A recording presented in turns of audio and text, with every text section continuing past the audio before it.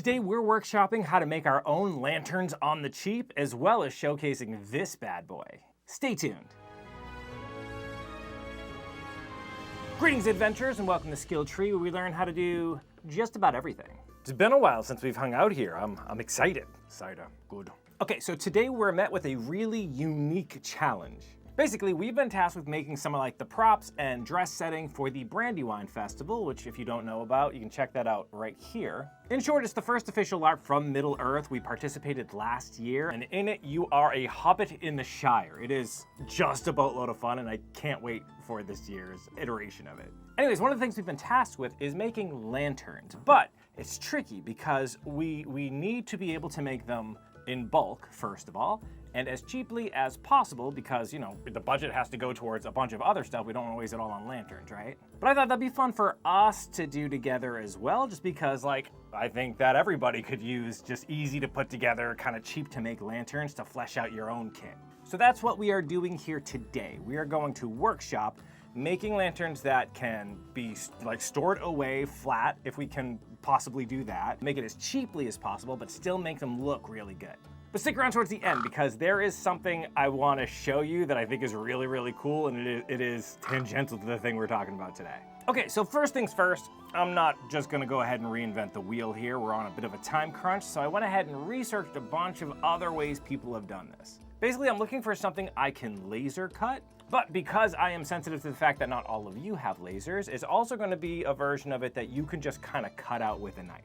As an FYI though, I want you guys to be able to have access to this, so wait till the end to see how you can grab this file for yourself. Now here's the thing, I am junk at research. I like to just kind of get my hands in on it myself, so after I just saw general the way things like this can go together, I just had to bust up some cardboard, which we have just so much of, to make my own little version of this. So of course I just started with 4 walls roughly of a size that I thought felt good. I think these ended up being like 2.5 inches wide by 3.5 inches tall, but don't quote me on that. It's just my vibes right now. Now first I was thinking of like gluing these corners together, right?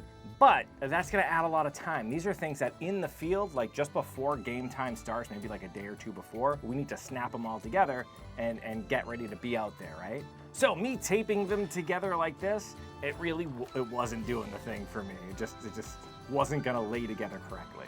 But where research does pay, I did notice that a lot of them like to go together as like puzzle pieces almost, right? So I decided to give this a go.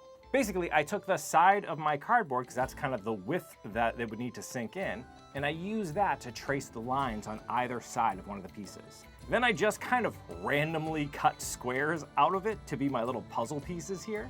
As you can tell at this stage, it is far more art than science, but we'll get there, it'll be fine. But with those little pieces cut out, all I had to do was line up the side pieces where they should go, overlapping those tabs, and then tracing them in place. Then I simply cut those out as well, so that everything would fit together. And hot damn, that actually worked. Not that I'm surprised, I knew all along I could do it, but hot damn, it worked, this is cool. Though, because everything's gone in a little bit on those corners, like they're insetting, now that front of it is too large. So I ended up just kind of measuring by how much it is too large, and then cutting that off. So this was dumb because it is large, exactly the amount of those tabs sticking out of the side. I just need to cut the equivalent of those tabs off, and that's exactly what it is. Easy. Now this thing fits together nice and square, but flimsy. Even with those little puzzle pieces in together, it wants to rock around on itself. And again, this thing needs to be, I'm envisioning it being able to click together and stay hanging with like a little candle inside of it, right? So that we can turn them on, have them like, you know, mood lighting or something. So this needs to be much more rigid. But since those little puzzle pieces worked so well for the corners, I figured just do the same thing for the top and bottom edges. So I went ahead and cut those little crenellations, and then I laid it down on a square piece that's just a little bit larger than the actual like square footprint of the lamp itself so far, and traced in those little crenellations. This way, after cutting all those out, everything just kind of fit together, and already with just that bottom, it was 10 times more like structurally sound. And with the top on, it is perfect. I am really excited that it is this easy to just kind of snap this thing together, and even in its really rough, not measured out cardboard form, it's already kind of doing the thing I need it to do. Now, we could call this the design and just kind of slap like a little loop on the top of it and have it a place to hang up, and it'd be great. But I'd like to make this a thing that we could also like use, right? Scale it up a little bit, maybe like, you know, proof the inside somehow and have a place for a real candle with a little flame. In order for that to happen, we should cut a little hole in the top. Most lanterns like that, they'll have a hole in the top and maybe like a secondary little platform so that the smoke can kind of come around it and you can still hook a thing to the top of it. So that's what I'm envisioning for this. So I just went ahead and cut a square out for now, just to remind myself, hole needs to go in the middle there. And then cut another random square right where I thought it should go to be that little secondary platform. And here I thought this was enough. From here, I can get a gist of how I want everything else to go together. And I was kind of eager to start actually like making this thing. So I just took rough measurements of everything I had so far because I quite like the size and shape of it. And then went over to Illustrator to actually start drawing this stuff out. Now, if you don't have the Adobe suite, you don't have Adobe Illustrator, which is what I'm using here, you can use a bunch of free programs to do this, or really just get yourself some like grid graph paper and use that instead.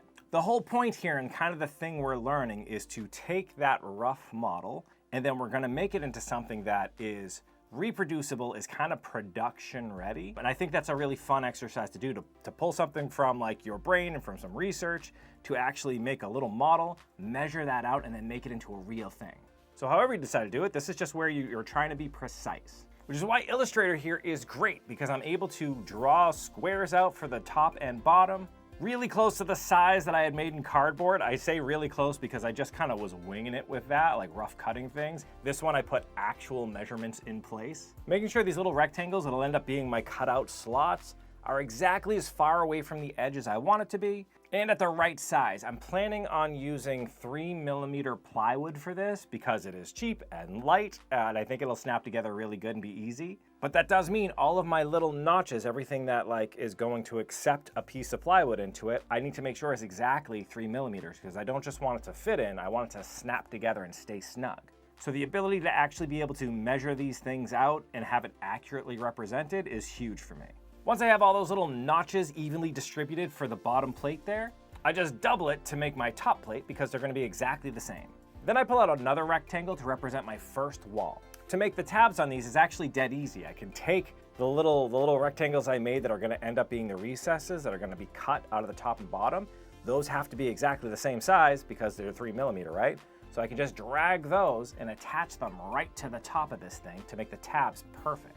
Then by just simply joining them together, it all becomes one piece. Then I just did the exact same thing to the bottom.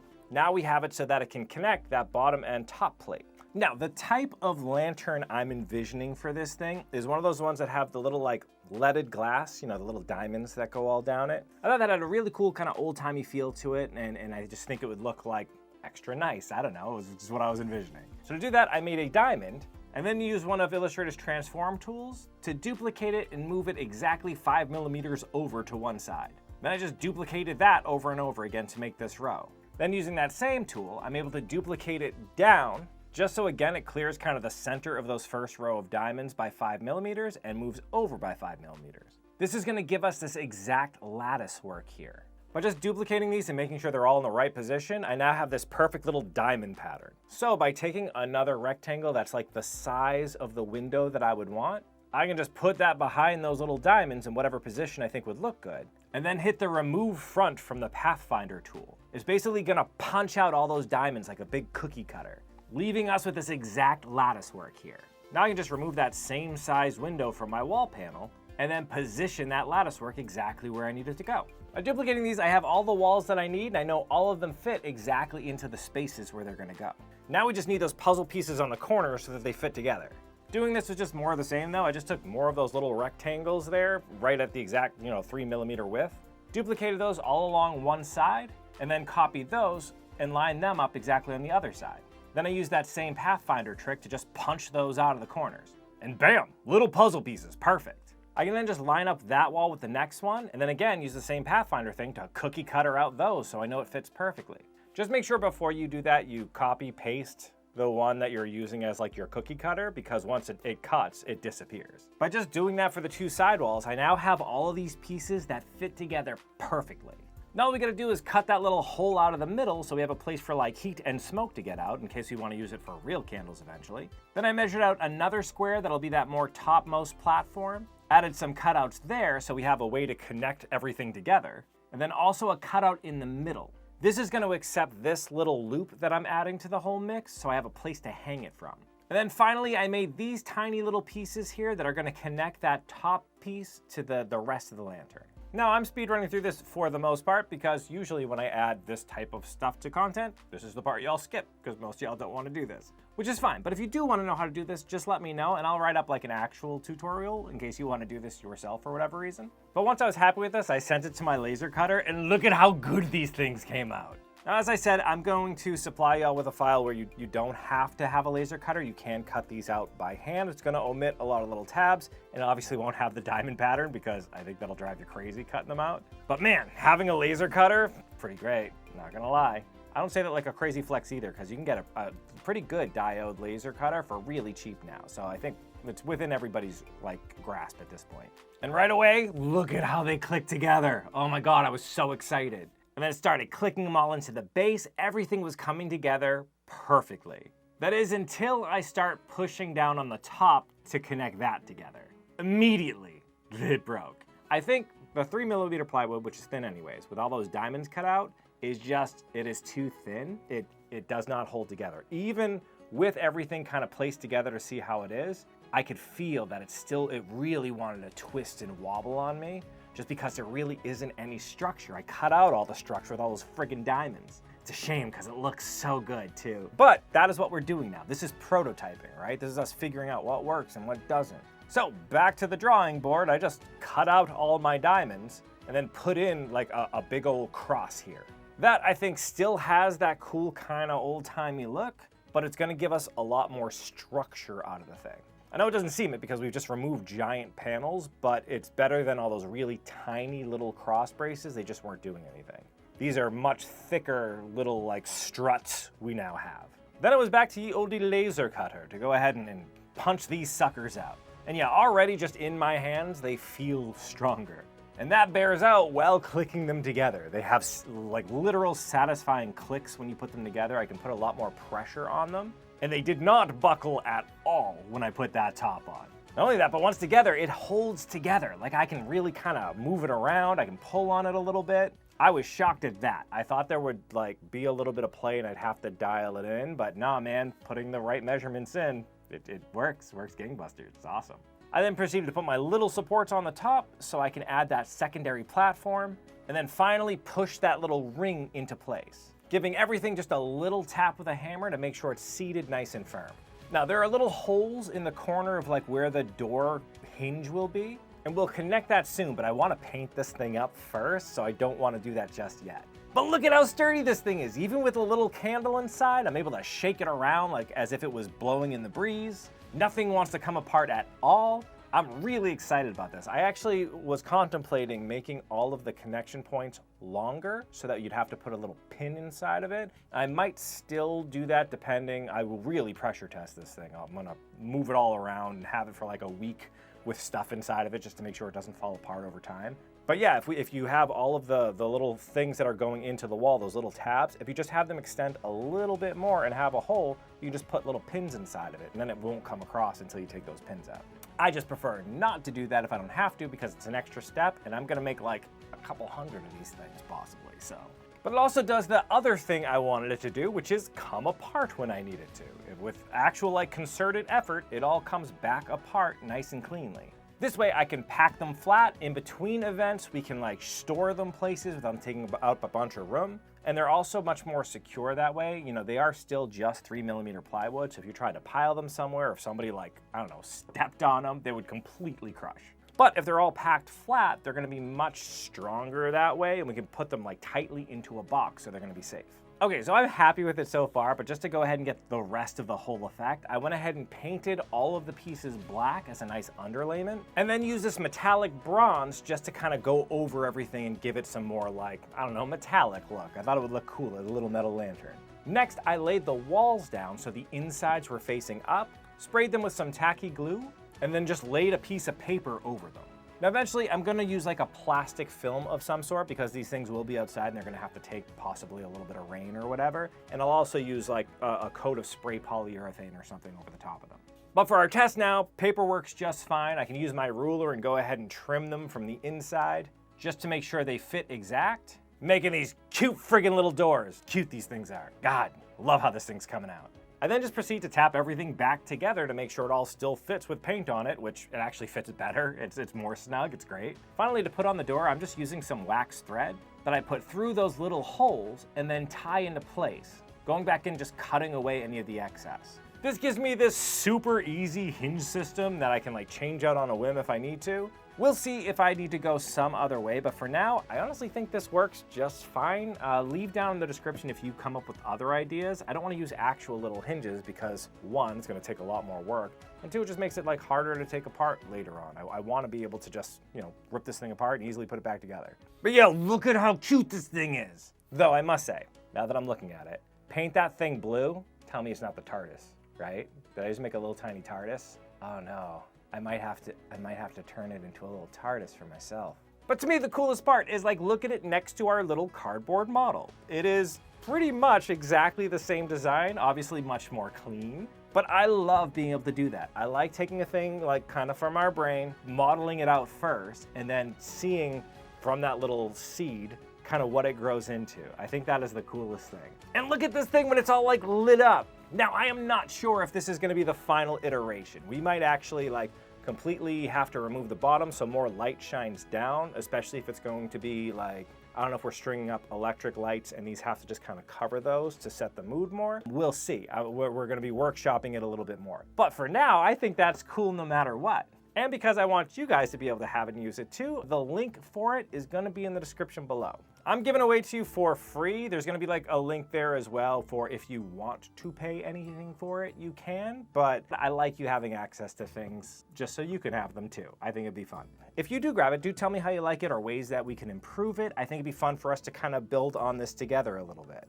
But while you are there, this little number here is made by community members Andor and Sam. They're actually part of our Camp Dendronia in Conquest of Mythidia. We have a video about what Conquest is if you don't know, but it is the largest LARP in the world. It takes place in Germany every year, and our Camp Dendronia there has just amazing people. And two of them actually went ahead and designed and built a custom lantern just for our camp. It's the official Dendronia lantern. It's so cool. And it is far more complex than mine. I went ahead and 3D printed this sucker out to test it out for myself. And it was just so cool to watch it emerge from my build plate. It was really, really neat. And I know these are just the supports for it, but I love these little trees. It's not part of the print. It's what the printer does to make sure everything is supported. I just kind of love them. Anyways, after all the pieces were printed and like taken apart, I went ahead and just removed all of the like leftover strut pieces and made sure everything was nice and clean, sanding it all nice and smooth. And I'm going through this because I want to shout out how really good this is. We were just talking about taking something from our brain and engineering it and whatever. Like the engineering in this, it has threads in it to be able to put the top in place. Has these bottom pieces that have recesses ready to accept screws that line up nice. Then this other bottom piece that is a light holder designed to specifically hold these awesome, like, flickering flame lights. The measurements and figuring out for this must have taken forever. They did such a good job. These little detail pieces here have set little holes so that they can line up exactly where they need to go on the lantern. You can either print little pegs to fit them into place, or I just kind of sunk these little nails in, nipped off the tips, then just added a little bit of super glue to where they'd make contact and fit them into place. But look, they just fit into place, like everything is measured out perfectly.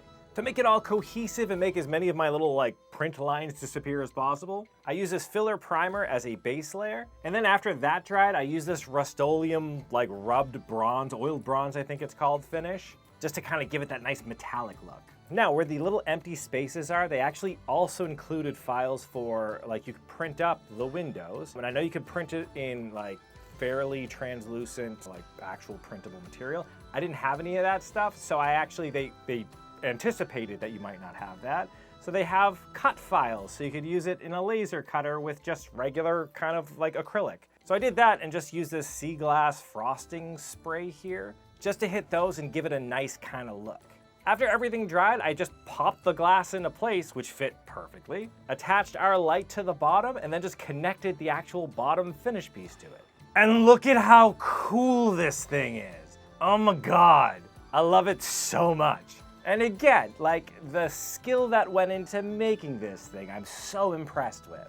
The glass, the fire inside of it, it's all just the coolest frigging thing. And I love that it is like officially for our camp. That's so dope. Now I have the link for the files for sale down there too, so definitely go check that out. And if you are already part of our camp in Dendronia, then you get it for free.